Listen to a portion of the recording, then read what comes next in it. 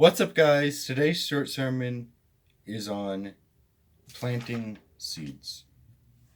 So, we're going to be starting in Matthew 7, verses 15 through 20, which says, "Beware the false prophets who come disguised as harmless sheep, but they are really vicious wolves. You can identify them by their fruit, that is the way they act. Can you pick up grapes from thorn bushes or figs from thistles? A good tree produces good fruit, and a bad tree produces bad fruit. A good tree cannot produce bad fruit, and a bad tree cannot produce good fruit. So every tree that does not produce good fruit is chopped down and thrown into the fire. Yes, just as you can identify a tree by its fruit, so you can identify people by their actions. And in the same way you can identify a fruit based on the tree it comes from, you can identify where a seed comes from, right? You know what plant a seed comes from if you're a farmer who knows that stuff. So when we've been doing earthly things, when we're doing worldly things, we produce worldly seeds.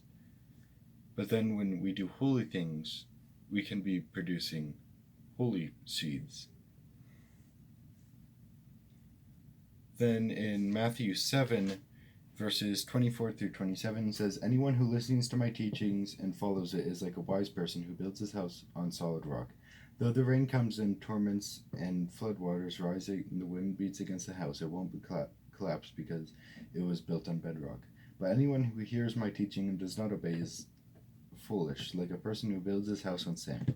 When the rain and floods come and the wind beats against the house, it will collapse with a mighty crash."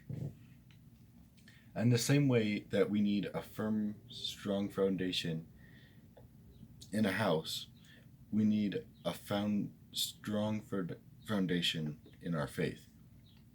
So those seeds that we can be planting, they can grow up into roots, the foundation of a faith.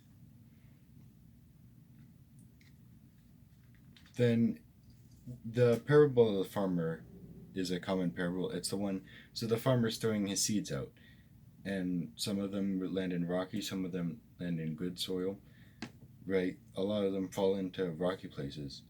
But in Matthew 13:8, still other seeds fell on fertile soil, and they produced a crop that was 30, 60, and even 100 times as much as had been planted.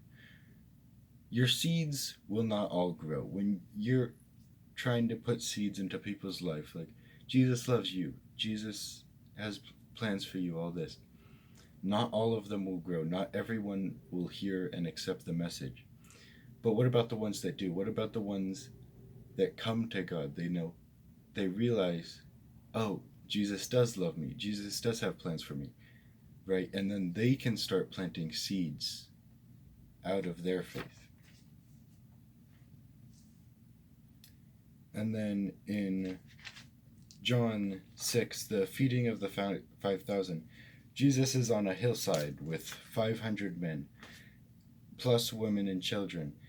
They're all hungry because they've been there for a while, right? It's been a long day. So then in verse 8, then Andrew, Simon Peter's brother, spoke up. "There's a young boy here with 5 barley loaves of bread and 2 fish. But what good is that with this huge crowd?"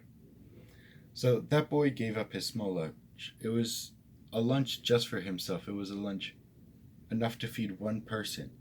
And he was like, I'm going to plant it into God's ministry because I know that Jesus can multiply. He didn't know what Jesus was going to do, but he knew Jesus could do something.